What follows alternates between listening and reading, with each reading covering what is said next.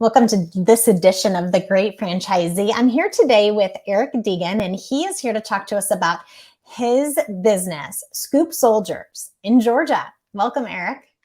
Thanks for having me, Jody.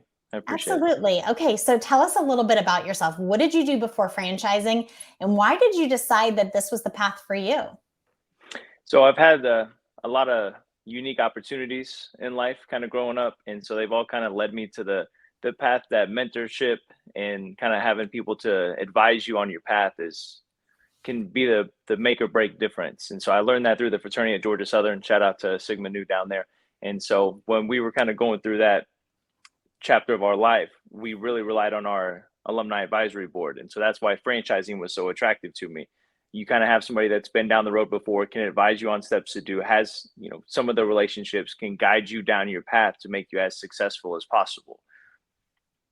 Okay, that makes total sense. College teaches us so much. And what did you initially go there for? So I was undecided my first 2 years, didn't really know what I wanted to do, just kind of wanted to, figure it out. That's what college is for, right?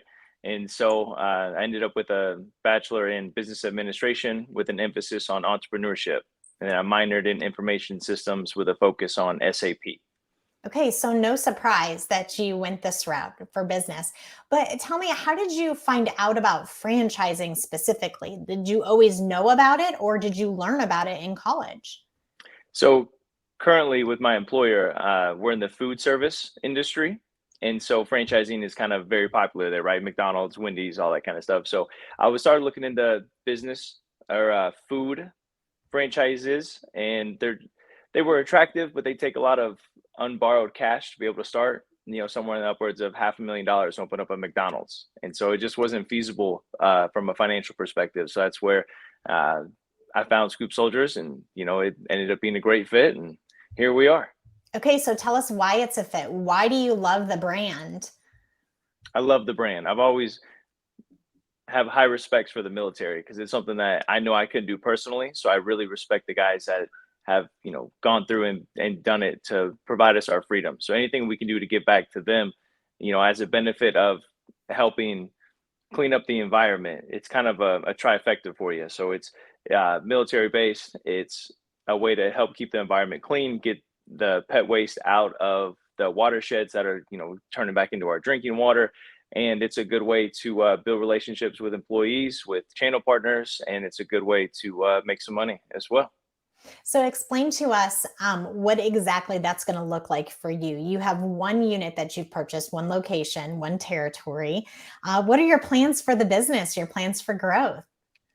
My main objective kind of out of the gate is to build the commercial side of the business, having the relationships with the property managers, having the relationships with the lawn care crews that are going out there every day, and servicing those units to help keep their complexes clean, and not having the kind of eyesores of waste everywhere laying around. So it's a win-win. But the first thing is definitely trying to build the commercial side of the business, the residential side as well. Doing events, hosting doggy daycares, pool days for the dogs and all that kind of stuff. So big animal lover, all the above. It's a great fit. Well, I was going to ask, you must be an animal lover. How many dogs, cats? What do you have?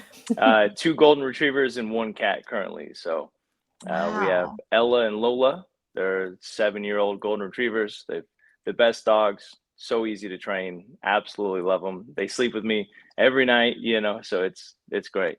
That's awesome. Okay, so tell me about what your dreams are for the future. What do you see 1 year from now? What do you see 5 years from now? So my goal within the first year is to be financially independent. So it's everybody kind of calls it the rat race, right? So you work your 9 to 5, you go home, you get a paycheck, and you try to save a little bit more than you spend, right? And you keep going, keep going, keep going. I watched my dad for 35 years working in office, same thing every day, all day. And it's just, my parents were able to provide me a future to where I don't have to do that. And so it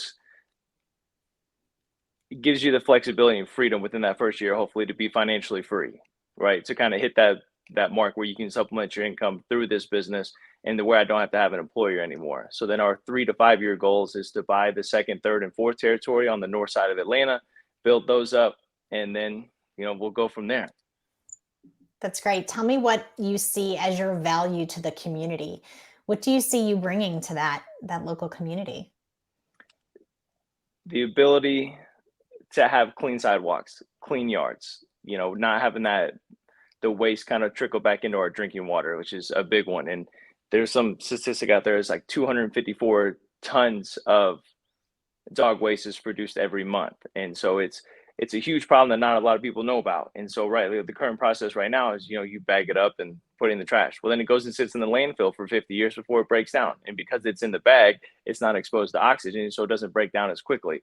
And so it's an environmental aspect for me is the main driver here. So nobody has really came out and found a way to repurpose dog waste. So my goal within the next 3 to 5 years is to kind of set the standard that we can recycle dog waste and try to turn it into fertilizer and compost. That's awesome. Tell me about your connection with the military. How do you foresee this really helping local veterans? It's an opportunity for them to kind of cope with things the way that they need to cope with things. So it's not a structured 9 to 5. You're not sitting in an office. You don't have the stress of, you got to hit sales quotas, you got to hit numbers, you got to hit all that kind of stuff. So it's a way for you to be outside, enjoy the environment, use, some of the dogs as therapy. You get, once you start running routes, you kind of get accustomed to the dogs in the yard. So you kind of build that relationship with them and the owners, but you get to do it on your own terms. So you're not forced to go out there and talk with everybody, but if you like to, there's people to talk to.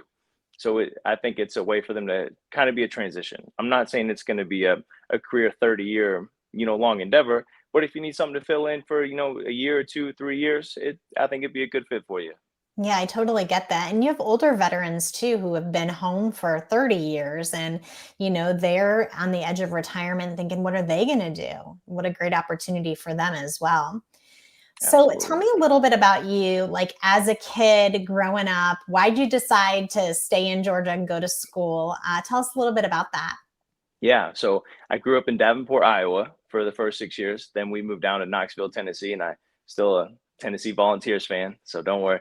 Then we've been in Georgia for the last, 15 to 18 years. And it's been a great experience, kind of as a kid growing up playing baseball. My dad played college baseball, so I want to play college baseball. Ran into some shoulder issues, so I knew it wasn't something I was going to take to the next level. So I decided to go the fraternity route and go to college. And so, we did that.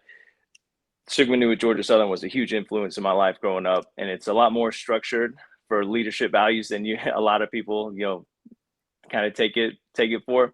So during the process, I held multiple leadership roles. I was president while we were rebuilding the chapter. We kind of reset the standard, and so that kind of got my wheels turning.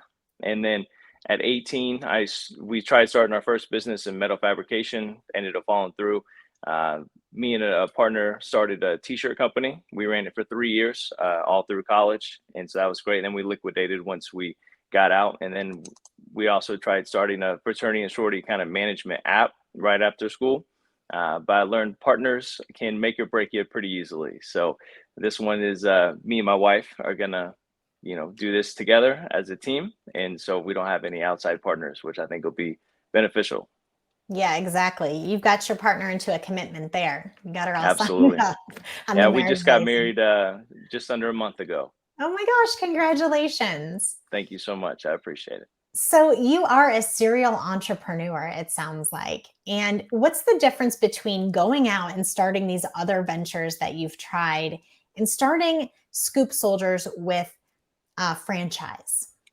To kind of loop it back to one of the first questions is the mentorship and the guidance side of things. So when we were 18, 19, 20 years old trying to start a business, we didn't know what we were doing. We didn't know how to do it. We were leaning on, our entrepreneurship professors at Georgia Southern, which, kind of helped guide us, but we didn't have that kind of day in, day out guidance, mentorship that we need at this age. We don't have the long careers. And so where we lack in experience, we make up for in mentorship. And so that's what was so attracting about Josh and EJ, the two owners of Scoop Soldiers. And, we got along really well. Personalities fit very well. And so it felt like a calling.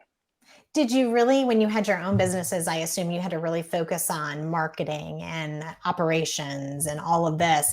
Is that something that you're just walking into and you feel like that pressure, that part of it has been taken off of you and all you need to deal with and focus on is sales?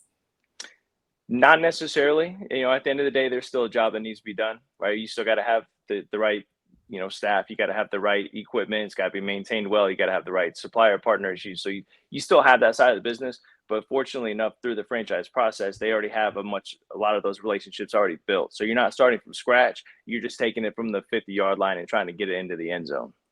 Hey, and with sports, that's not too hard to do. Once you get to the 50-yard line, I mean, it's all on. That's it. And so, my current role right now, I've been in outside sales for about 5 years. So I do bring that value to the team of having the experience of building long-term relationships, professional relationships with people. And so it's something that I hope to bring to the table so we can really hit the ground running. So tell me what your full-time job is right now. So I currently am in outside sales for a food service manufacturer out of Chicago. Gotcha, gotcha. So you're still working full time, trying to get this off the ground. Well, we wish you the best of luck, Eric. Thanks for being with us today. Thank you so much, Joey. I appreciate it.